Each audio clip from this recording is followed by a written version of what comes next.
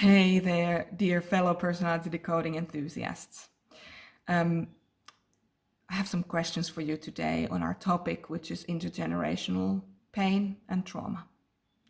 So, do you ever struggle letting go of your parents' pain? Did or do your parents struggle with addiction or poor communication or displaced relating?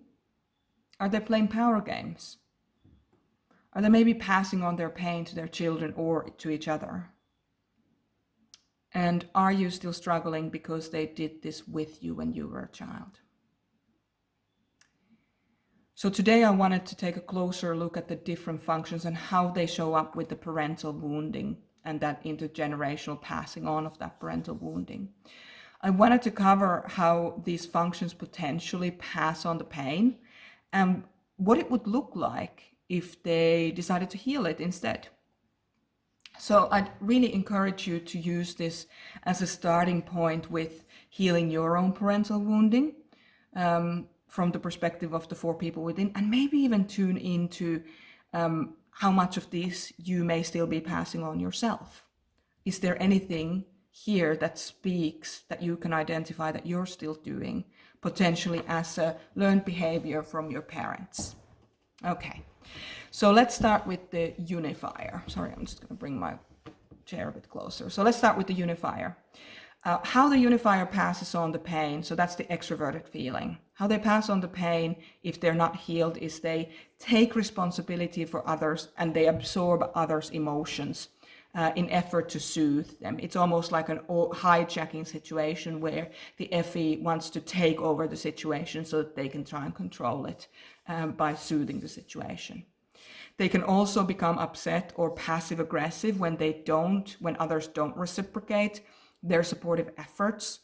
So they might just completely bypass checking if the person actually needs help with that situation, and instead just go there and help and then feel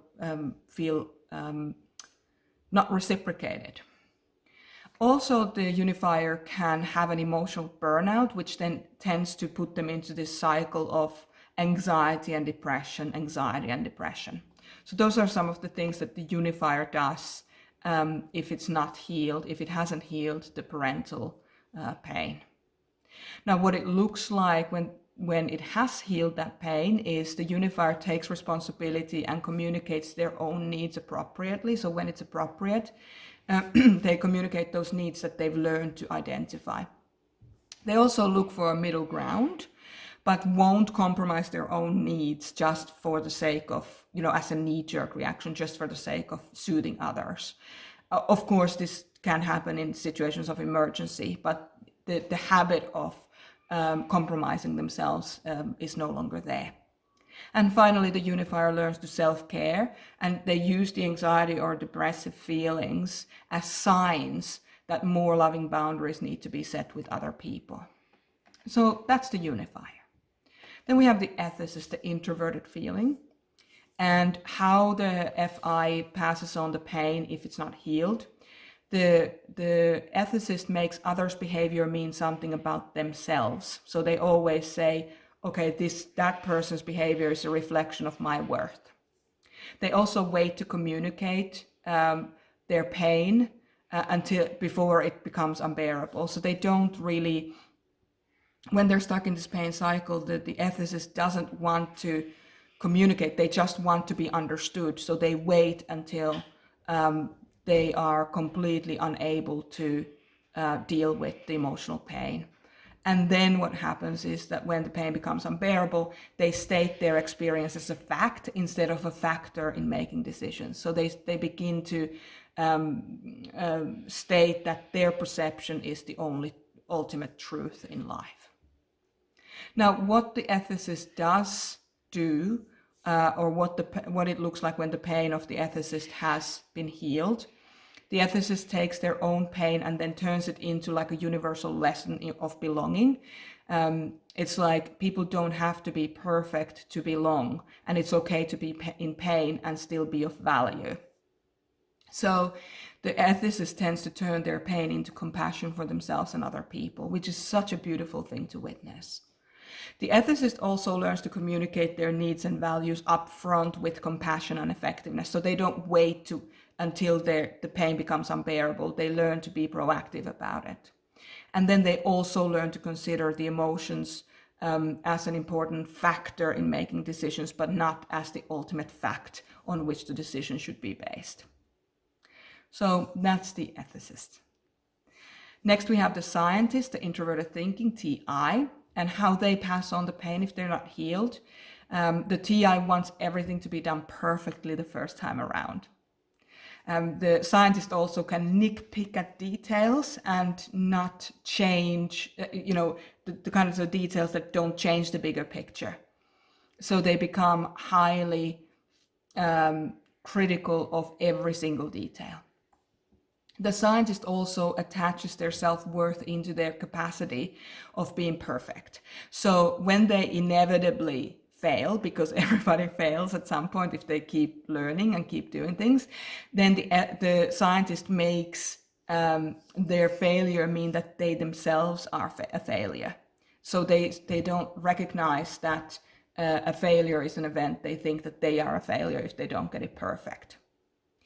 So, but what the pain then looks like when the TI is healed, when the introverted thinking is healed, is that it starts to encourage themselves and others to really learn from those perceived failures. So they really become advocates of failing forward and learning through failure. They are also able to pick the 80% of details that are important to complete the task, and then able to let go of the 20% of the details that don't really move the needle, but in fact end up being a waste of time. Now, when I say this, I have people who have a scientist, who are an engineer or an architect or a nurse who has the scientist, and they say, oh, you can't do just 80% of the bridge, or you can't just 80% give people medication. Of course you can't. These are things about, we're talking about nitpicking on things when the scientist is unwell, and I know this very well myself because I have scientists. So when the scientist is very unwell, they nitpick at everything. Everything is a big deal, not just, life and death situations, not just construction of of property or bridges. So that's what I'm talking about here. Of course, there are times when all of these things have to be looked after.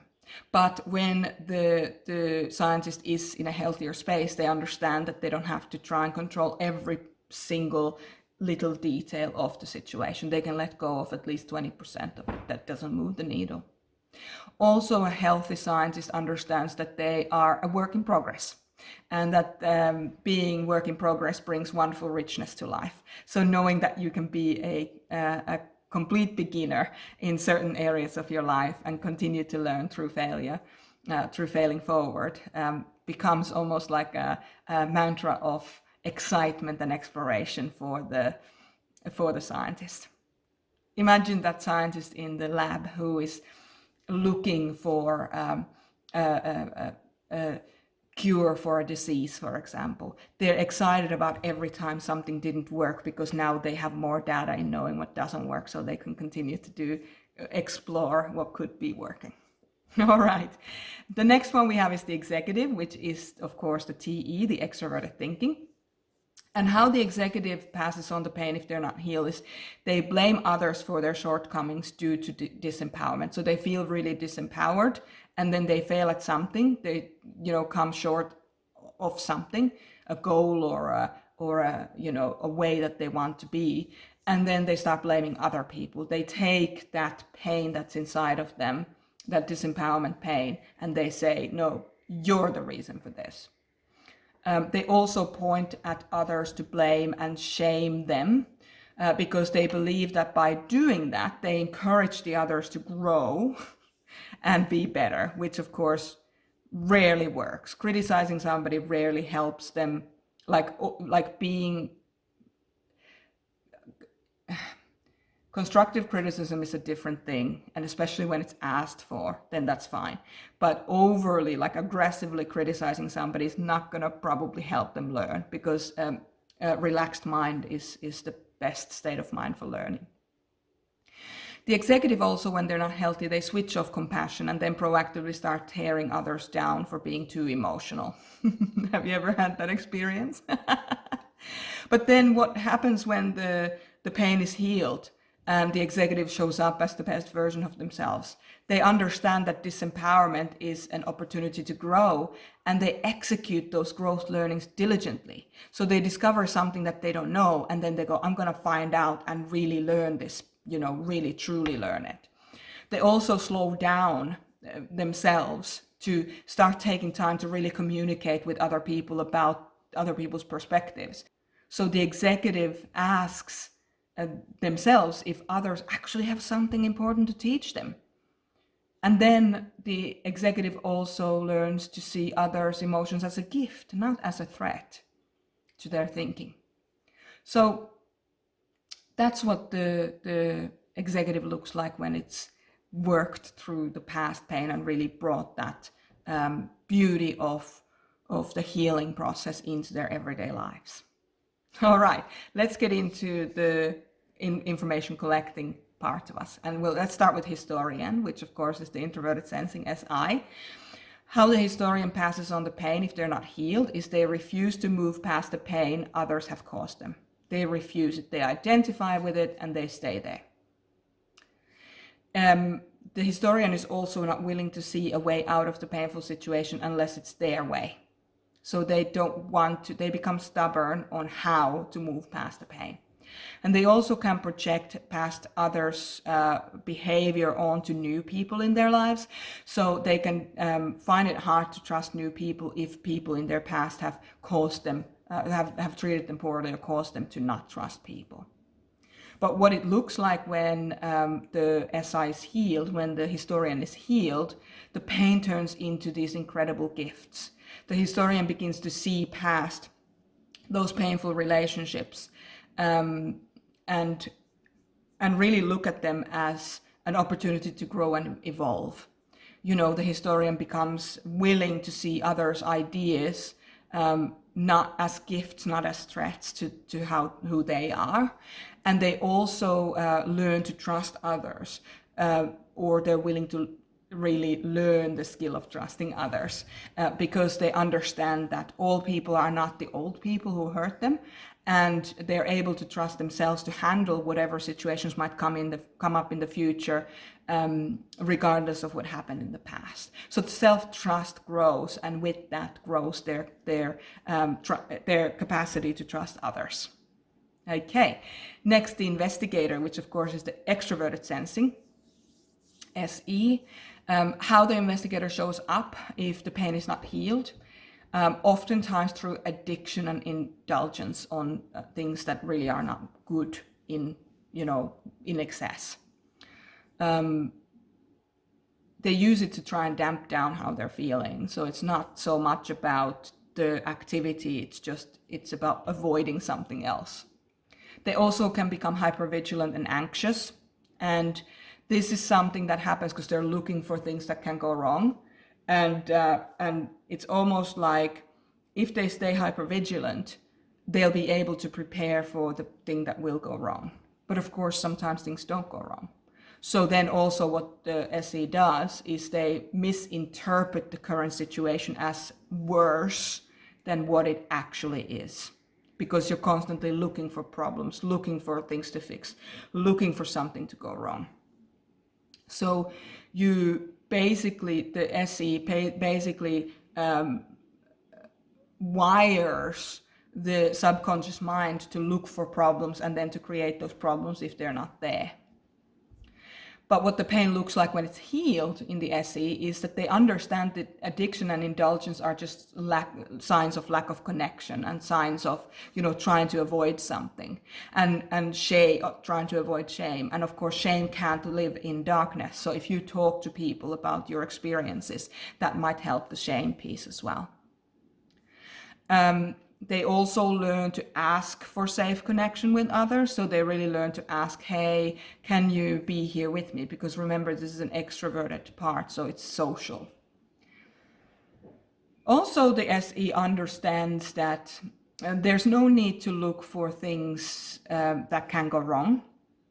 They start to realize that right now they're okay, and as such they can start to relax. So you can start really breaking that anxiety hypervigilance loop when you've healed your investigator.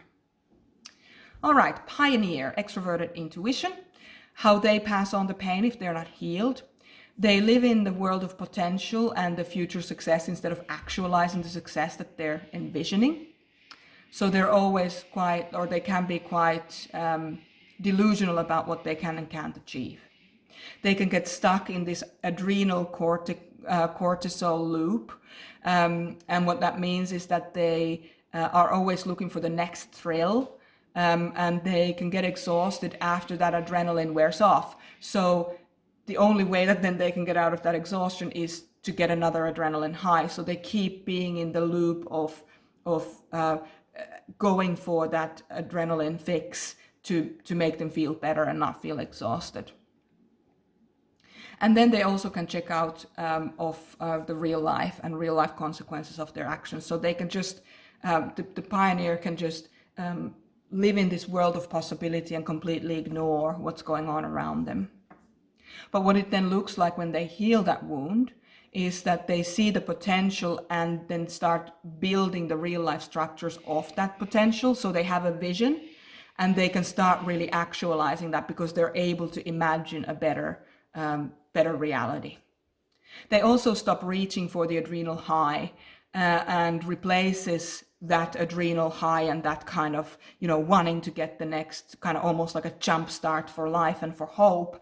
They start to replace that with a sense of fulfillment of what they already have and gratitude. And also what the pioneer looks like when they've healed is they utilize the skill of that pioneering that they have because they're awesome at that. And then they start to look for ways to make everyday life better for themselves and everyone that they care about. So they start to ask themselves questions like, what innovation could I make in this situation so that it would be better for everyone? So that's what the pioneer looks like when they're healed. And finally, we have the witness, which of course is the NI, the introverted intuition. And how they pass on their pain if it's not healed is that they become a hermit or a recluse. And especially if your parent is like this, you can feel like you're nothing. You're just not important enough to stay around.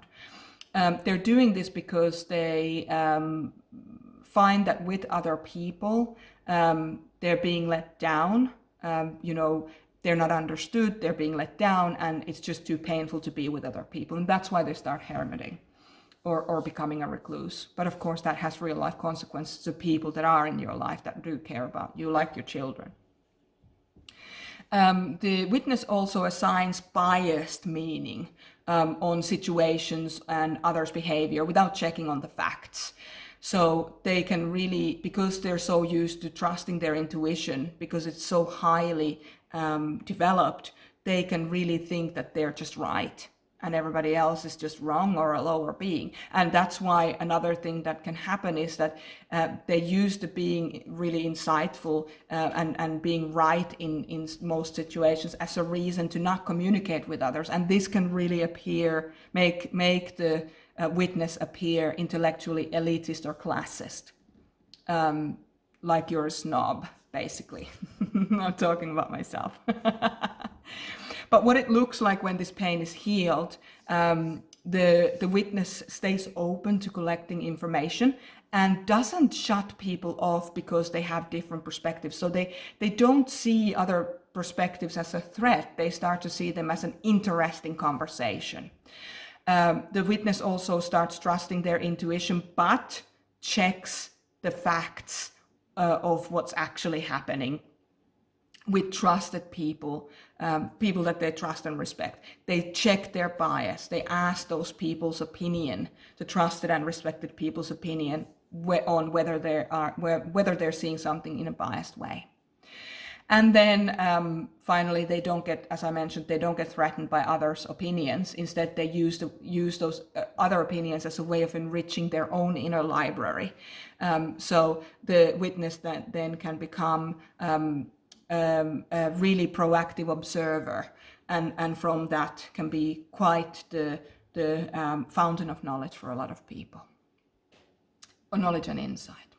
So I've listed some of those, how these functions show up when they're in pain. And if you can identify some of these patterns that happened with your parents or potentially their parents before you, you can maybe identify that you had this experience and what the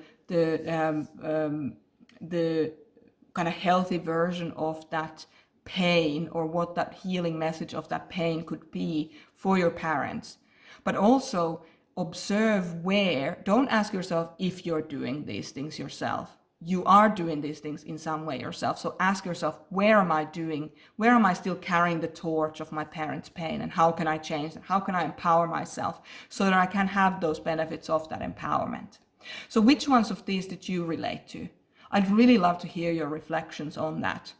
And also remember to reach out if you need help with your 4 people within healing process, especially when it comes to your parental wounding. We're here to support you. You're important, your healing, your development is important. So if anything spoke to you, if any questions came to your mind, give us a holler. We're here. You're worth it. I'll see you at the next one.